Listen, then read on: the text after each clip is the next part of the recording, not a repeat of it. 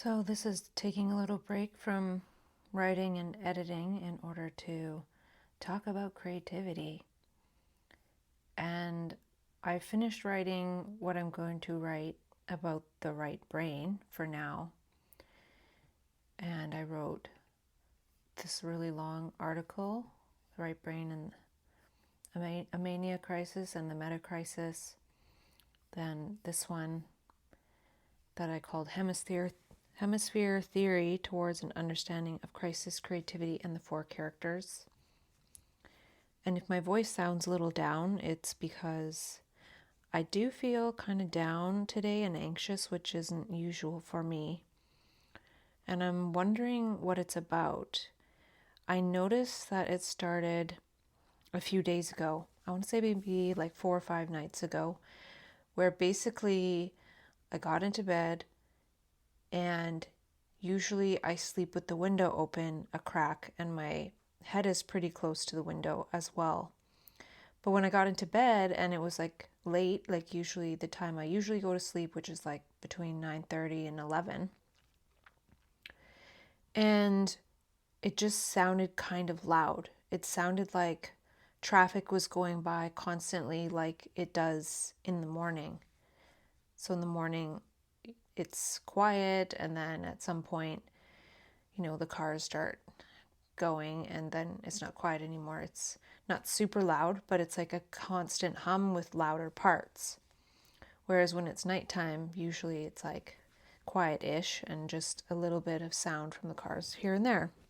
It's manageable because I do have noise sensitivity. And I noticed that it sounded loud to the point where I needed to close the window. And then I think it was the next day, I felt really kind of tired, like I couldn't wake up. And I wasn't really thinking, oh, it's because I had the window closed, but that could have been part of it. And I had a bit of a headache, and I had plans with 2 different friends, but I had to cancel both, which I don't like to do that. And then I don't really like the feeling of feeling like, oh, I can't make plans, because then when the plans arrive, I can't do them anyway. But thankfully, that doesn't happen all the time. And the day before, it was a Thursday, and I had to go to work for a meeting, just not a usual thing to do. And I went, and, I felt good. I felt, social at the meeting and stuff, and it felt good. And then the next day, I just felt terrible. Like, I can't be social. I have no energy. I have a headache. I feel groggy. And to me, that feels sometimes disheartening, because the day before I felt good, and it's this feeling like, yeah, I can go on like this indefinitely with working and seeing people and being out and about. And then the next day it just becomes impossible. And so that's a little bit frustrating as well, because having a really good day doesn't necessarily mean it's going to be a really good day the next day. And, all this sounds like typical bipolar stuff that can happen.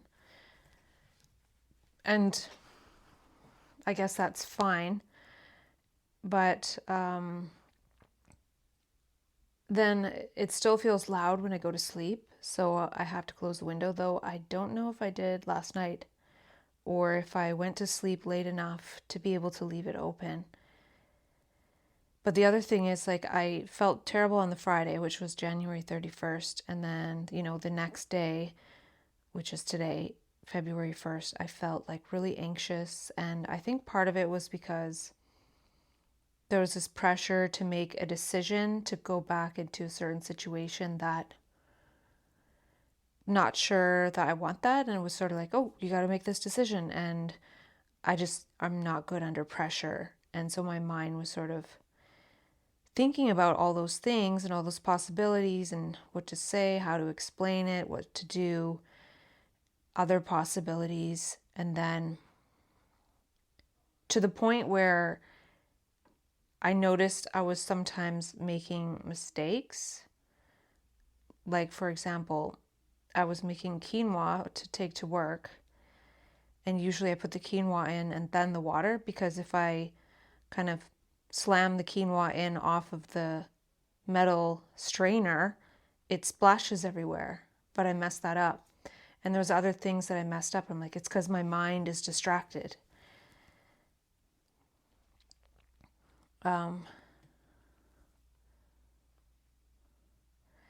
So there's that. And funny enough, back in those days when I was in a situation and like I was sometimes drinking, like kind of consistently. And since a few months after that, which was a few years ago, I haven't ever like purchased any alcohol. And today was the first day that I felt like I wanted to go. I might have purchased it one time or drank whatever I had left from long before one time. But yeah, today I wanted to go and get like a couple beers and see if that would quiet the anxiety. I know that's not the best strategy, but sometimes when I just give in to something on the rare occasion that it does come to mind, it is almost, well, it's better than not. So that's just me. It's like just getting it out of my system, or sometimes it feels a bit like a reset to just sort of calm the anxiety, even though, of course, like alcohol is a depressant. It's not really good for that. So I am drinking a beer right now. And then the other thing, I'm in Canada and I don't understand like politics and economics and all of these things, but my YouTube watching habit is continuing pretty consistently. And, there's all these like tariffs coming. And I just think, well, there's things people know are going to happen from that. And then there's things that could happen. And I just think it's such a big ripple effect. And it's just disappointing that there's this conflict between Canada and the US in that way, because like we're neighbors, and I don't know, it just seems wrong.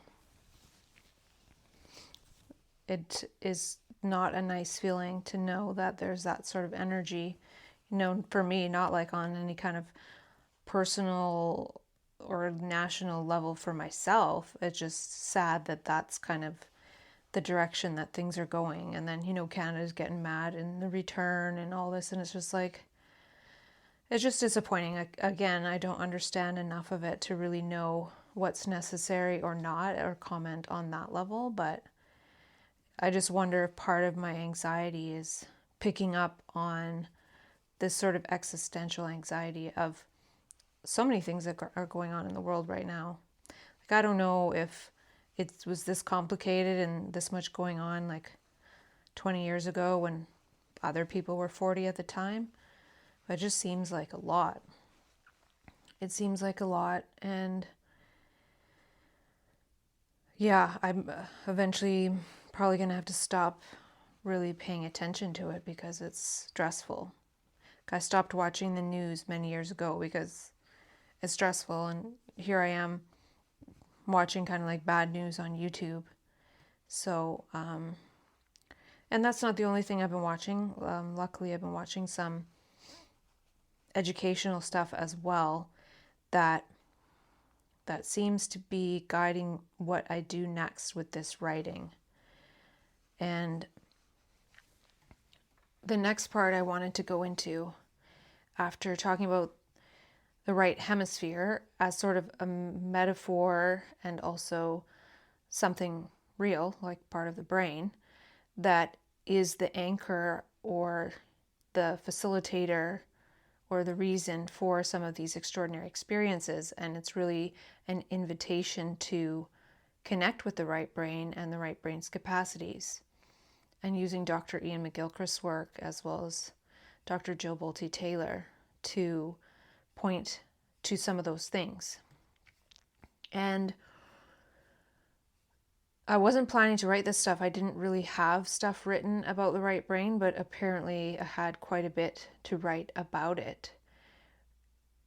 And now that I've written it, like a lot of people who have bipolar are very creative. So what I'm trying to say with this is, so what? Like, so what if it's the right brain? And this is where I think some of the clues are coming to me about where to go with this next, because next I wanted to write about cognitive biases, you know, and I have a bunch written about cognitive biases that I wrote years ago, and I wrote it in kind of a flow. I wrote like all of this about cognitive biases, basically by looking at each one at a time and from a long list on Wikipedia, and then sort of just typing out a bunch of stuff related to how maybe it's not really a bad thing, or maybe like some of the biases that get augmented in mania aren't so bad. But now, from what I'm looking at it from the perspective of the right brain, I'm seeing, hey, maybe some of these biases, or what are called biases, are actually leaning into the right brain. And maybe the ones that get amplified in mania are clues to that, if mania is indeed something that is going into the right brain and the right brain's capacities. So in all that I've written, which I don't think is very good, it's just kind of like blah, and I don't really remember what's there, but it needs to be, or I want to rewrite it in terms of exploring what could be the right brain and what could be the left brain being biased against the right brain when it says something is a cognitive bias, when it could be the cognition of the right brain. And then, of course, like getting to the point where the left brain is in service of the right brain, that's kind of the goal, right? So this is just another way to look at it, by observing sort of like behaviors of the mind, right? So cognition, if it's biased, it means, oh, it's going away from some kind of norm, right? Well, in terms of thinking at the behavioral level, people don't say, well, that's a biased behavior away from the norm. They say, oh, that's good, or that's bad, or that's really good, or that's really bad, right? So if we think about cognition as kind of like behaviors in the mind or behaviors in consciousness, then, you know, what does it mean to have a biased behavior towards one way or another? And I just made that up, so I'm not saying that's what it's about per se, but yeah, with the articles I wrote, this one's long, and then I was going to do two that were part 1 and part 2, but I ended up doing just one like that to have a couple weeks of shorter bits, and then the last one I just put as a long one, because I didn't really like rewrite the introduction or anything to make it really continuous, so I just thought, I'll just make it nice and long. Excuse me.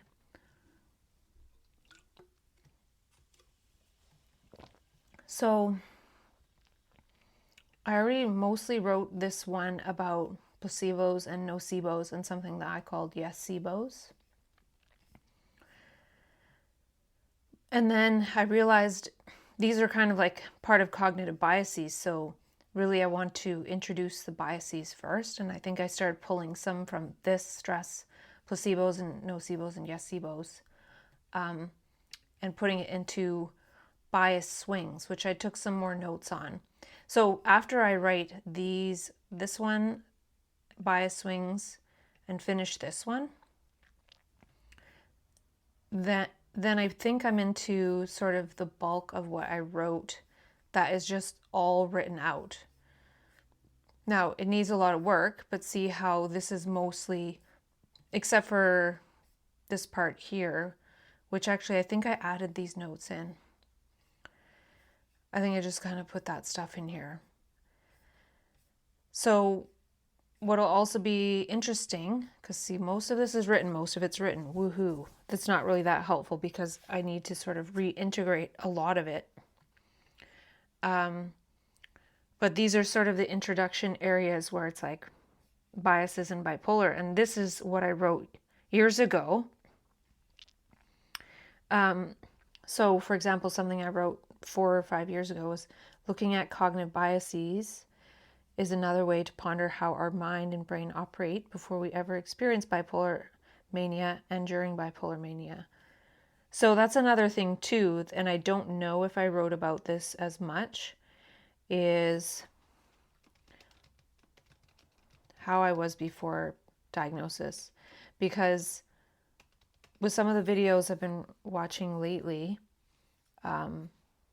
today actually and yesterday, which I'll talk about a bit, it was talking about creativity and bipolar, and everyone is different with their creativity, what they like to create, how it comes about, if they were creative before they were diagnosed or not. And I can tell you that I was not creative at all before I was diagnosed. I did make a bit of music. You could say, oh, that's a bit creative, sure, but I haven't since taken the music back up and done even better with it, because now I'm creative because I was diagnosed bipolar. But my creativity is more through words and language and everything, and all of that came about when I had a crisis, and it's been with me ever since in one way or another, unless I'm really depressed and I just don't have access, but it always comes back. So hence all this writing, which is 95,000 words here, and I have other documents and blah, blah, blah. So, like I said, the point is well, what's the frame of this? And part of me wants to just get through it and rewrite it to be updated towards now. And maybe that's still what I will do. But the difference that I'm wanting to talk with myself about and ponder here is what is kind of the point? So when we think about the biggest trait of bipolar that is positive, it's sort of called creativity. And I say sort of because, everybody has different gifts and traits and superpowers and, talents and abilities with it, maybe that come about after diagnosis or before diagnosis because it was undiagnosed, or maybe just a person's had it always. Everybody's a bit different. So the reason I'm thinking about creativity is I can't remember how I came across the videos on YouTube. I think what happened was,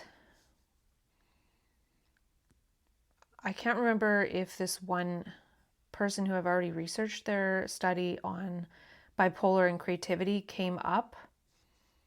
I don't think that was it though. Oh, you know what it was? I remember. I wanted, for some reason, when I was on my YouTube playlist, I have a really long one of all these videos that I've watched. I think it's 350 videos. And one time I was on the list and I wanted to scroll down to the beginning of it. And as I did, it got stuck at 200. So I'm okay, there's 350 videos on here, but I can only see 200. That's lame. But it could actually have been because my computer was having a beach ball problem. I had to take it into the Mac store and they blanked my computer and reset everything. And then I just redid everything from iCloud and the beach ball problem is gone. Because that was after doing a bunch of other troubleshooting steps. Anyway, point being that since then, it seems I can scroll down to all 350 videos in the playlist. So when I was able to do that, there was a video, I was trying to separate out some of the videos specifically about bipolar disorder or mental health, because a lot of them are about quantum physics or, human potential in some way, shape, or form. So I was just wanting to get the videos down below 200 and make different playlists out of it anyway. But I came across a video of a man talking about bipolar and creativity. And it's a really good video, very, very, very, very interesting. It's a TEDx talk called Feeling, Thinking, and Creativity in Bipolar Disorder. And, I won't explain it all, but they did a study, Dr. Terence Ketter did a study where they had, non-creative controls, they had bipolar people, and then they had really creative people who weren't bipolar. And then they found out these different contributions to creativity. And so I really, I have to look at this slide again because it was a little bit confusing when he was describing something. But there's a thinking aspect, which is openness, openness to experience or openness. And there's also intuition, which is like a Myers-Briggs thing. And this openness is like a big 5 personality trait, as well as neuroticism is a big 5 personality trait. So like having some neuroticism was actually, I think, part of the creativity. And the other thing was a shifting mood. So this is like a temperament of creativity. So anyways, I'm not able to fully explain it now because I really need to go over it more, and I want to go over the other 4 talks that I watched about bipolar and creativity. But what was cool was all of a sudden I was onto this theme of these psychiatrists and researchers who are interested in the positive aspects of bipolar disorder being creativity. So this is sort of linking what some mainstream researchers and scientists, people part of the paradigm, the professionals, the people paid the big bucks, are saying, yes, there is creativity in bipolar disorder. And we already know that. But for me, I sometimes just sort of forget some of the simpler ways to communicate these things. So for me, a big part of it is figuring out processes for creativity. And like I've already done that for myself. And what I'm doing now with the writing I'm doing is outlining or just building context around what I call the 6 dimensions and 9 lattices.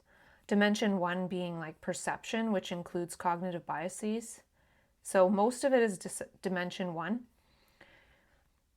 And dimension 2 is about information and memetics a little bit. And dimension 3 is about language. Or no, dimension 2 is language, and then dimension 3 is information. So, and then after that, it's more about interaction with reality, which I call guidance. So really what I wish to do is just go through what I wrote and update it.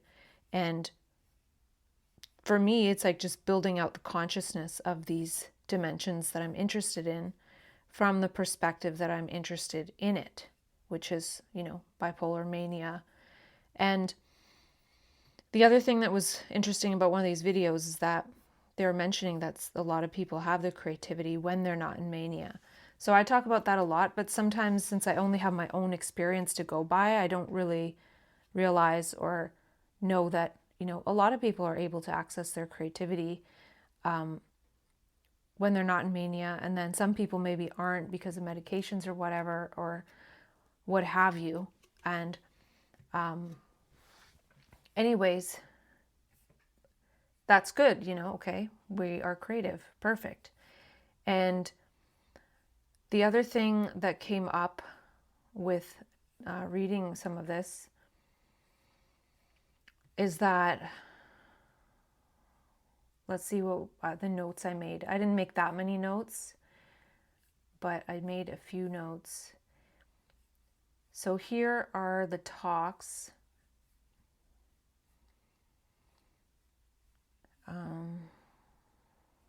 So part of my motivation, if you will, is like this MAID thing that's coming for people with mental health. And of course, I don't have the power to stop it from happening or stop people from choosing that. It's like everybody will be able to do that if they want in the future. But one thing that was helpful to learn was that there was a study mentioned in this TED Talk here. Here it is. The magic button question. This is advantages of the bipolar spectrum. The Link to Creativity Explained. And this is Dr. Tiffany Greenwood. And I did read her study and quote it in some of my writing. But this was really helpful to know that if people were asked in a online survey, 3,300 respondents, if there were a button you could press which would take your bipolar disorder away, would you press it? Now, you can try to guess how many said yes and how many said no. Well, I'll tell you that 54% said yes, 46% said no. So really what that made me realize was that the work that I do, the writing that I do, is more so for the 46% that would not push the button to take it away. Because that tells me right then and there that that person has somewhat of a positivity bias towards their creativity or their mania or their this or their that, whatever it is that is the good part of bipolar for them.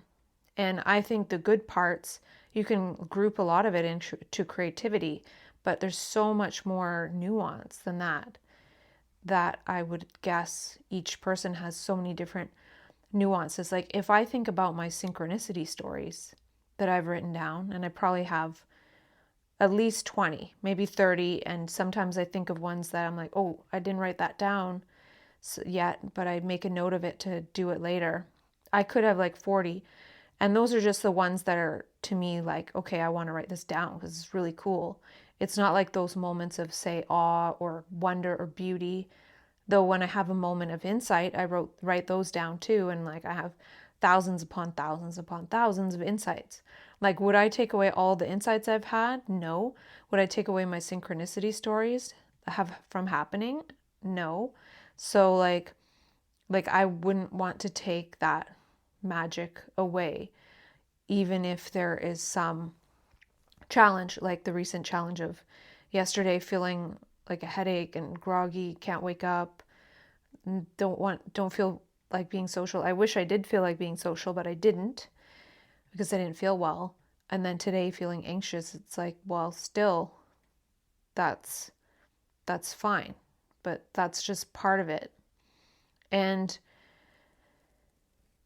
yeah, this gives me an insight into something related to this study here, which is done by Dr. Tiffany Greenwood, where she's talking at some point about the shared vulnerability. Oops.